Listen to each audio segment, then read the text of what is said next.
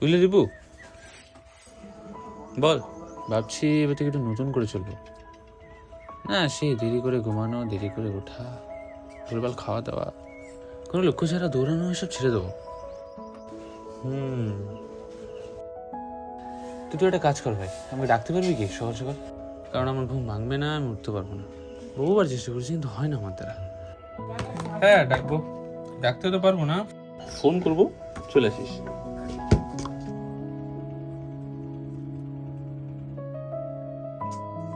দেখ ভাই, সে তো আমি ডাকলাম, কিন্তু উঠতে কিন্তু তোকেই হবে।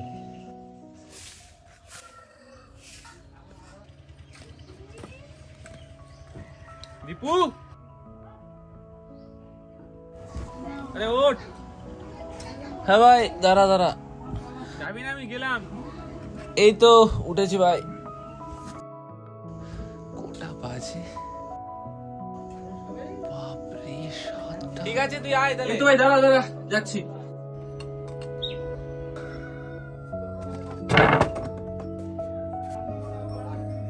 আজকে অতটা প্র্যাকটিস করবো না আমরা, একটু হালকা পাতলা গা পা ছাড়িয়ে বাস বাড়ি চলে যাবো।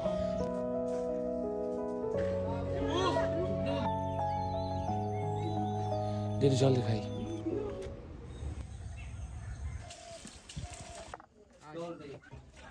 মা, সকালে কেউ এসেছিল আমাকে ডাকতে? না। ও, ঠিক আছে। আরে এই মাসের 27 তারিখে জিডির ফর্ম ছাড়ছে, পারলে তুইও ফিল আপ করতে পারিস। আর বেশি না, 1600 মিটার দৌড় আছে, ও তুই আরামসে মেরে দিতে পারবি। শুধু একটু বাড়িতে মন দিয়ে পড়বি। দেখ, বেকার বসে থাকার থেকে কিছু তো কাজ হবে না।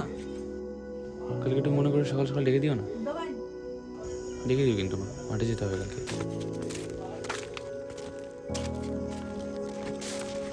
দীপু, কই রে?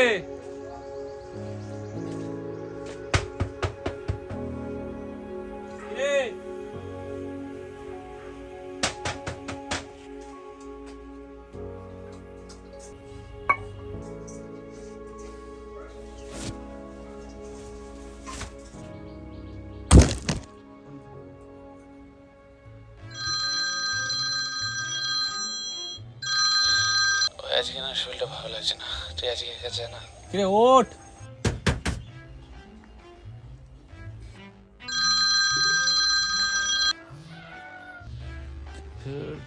ভালো লাগে না, টেলি টেলি আর কি।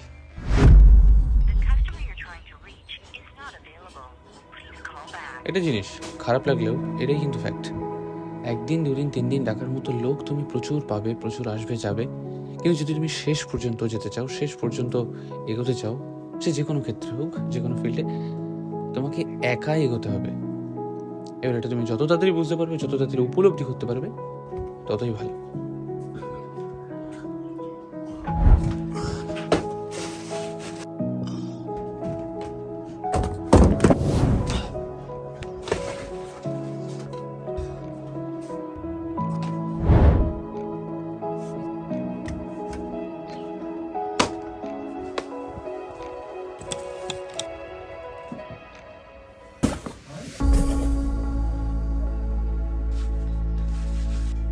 লক্ষ্য ছোট হোক বা বড়, তোমাকে শুধু এটা বুঝিয়ে দিতে হবে যে সেই জায়গার জন্য শুধুমাত্র তুমিই যোগ্য। কারণ ব্যর্থ গল্প কখনোই তৈরি হয় না, না কেউ শোনে।